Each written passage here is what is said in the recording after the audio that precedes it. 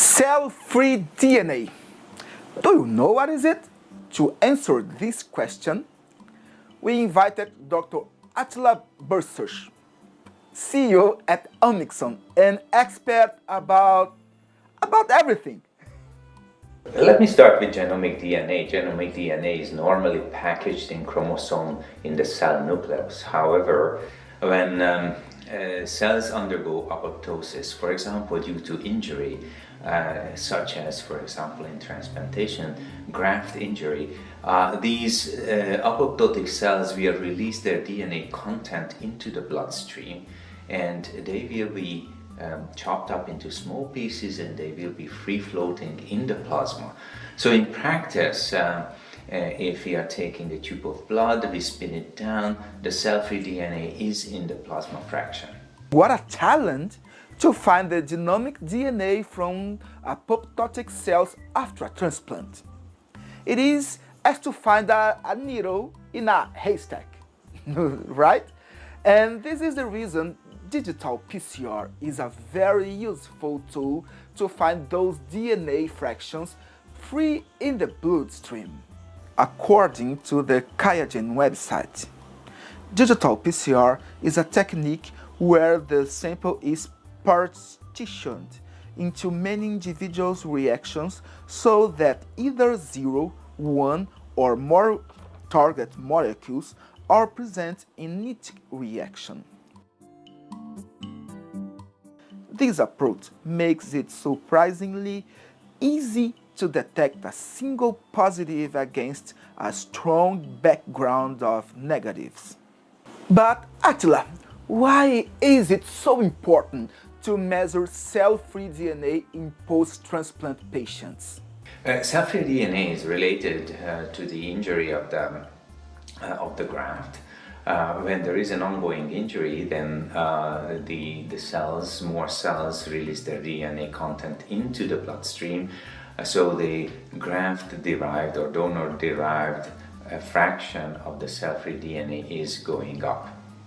It is based on the quantification of donor-derived cell-free DNA circulation in the blood of the transplant recipient.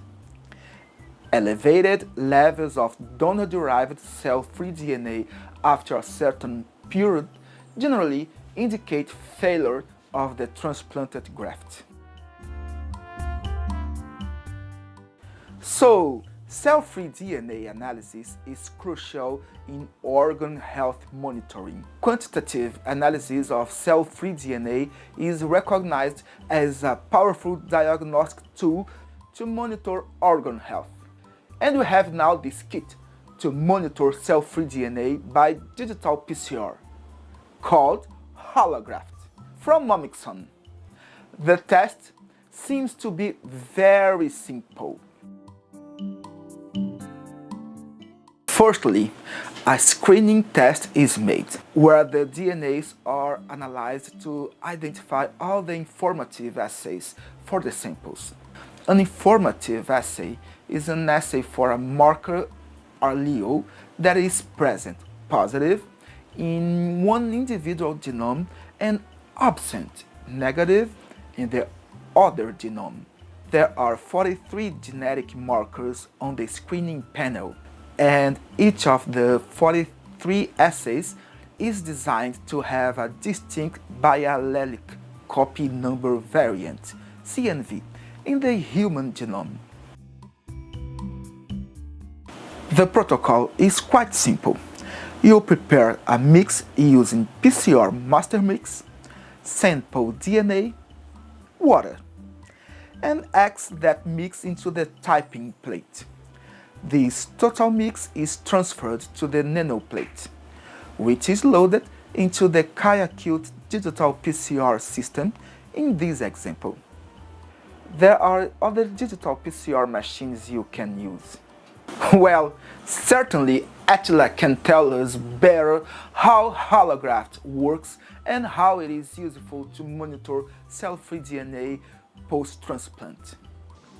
So you can monitor the cell-free DNA in multiple ways. Traditionally, most of the The test distinguishes the patient from the donor with single nucleotide polymorphism.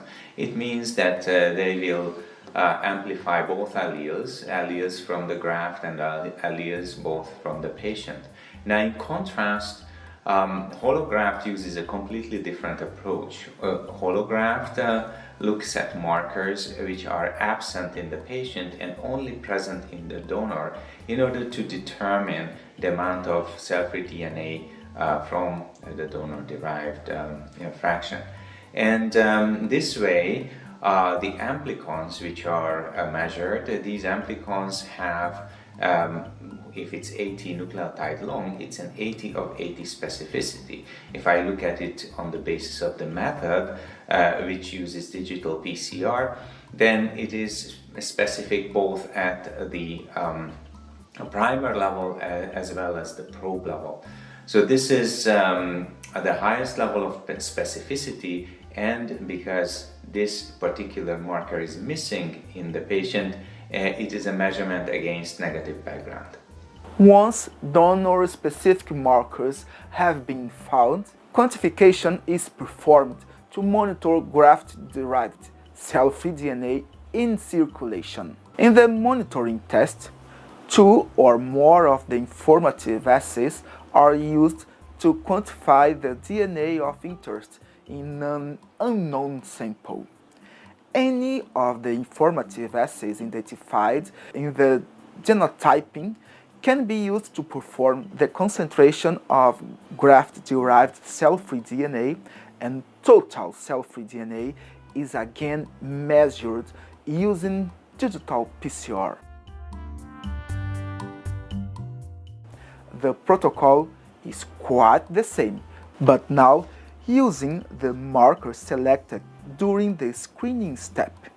The master mix is mixed with the samples and transferred to the nanoplate. The nanoplate is loaded into the QIAcube digital PCR system in this example. Kudos to Amixon and Dogbost, another brilliant mind behind holograft, for developing a simple test for monitoring cell-free DNA post-transplant. And finally, Attila highlights the pioneering spirit of Amixon in launching cell-free DNA monitoring by digital PCR. So Omixon is the first company to bring out such a product which is not based on small indels or SMPs, but on a completely different measurement principles. And this is essentially the same principle as Denis Law originally in 1998 proved the existence of donor-derived cell-free DNA in plasma. And since then, this is the first method that is implementing these principles, but these principles from sex mismatch transplant are expanded to the entire genome, to all the chromosomes. This is the HLA channel. See you next time. Bye bye.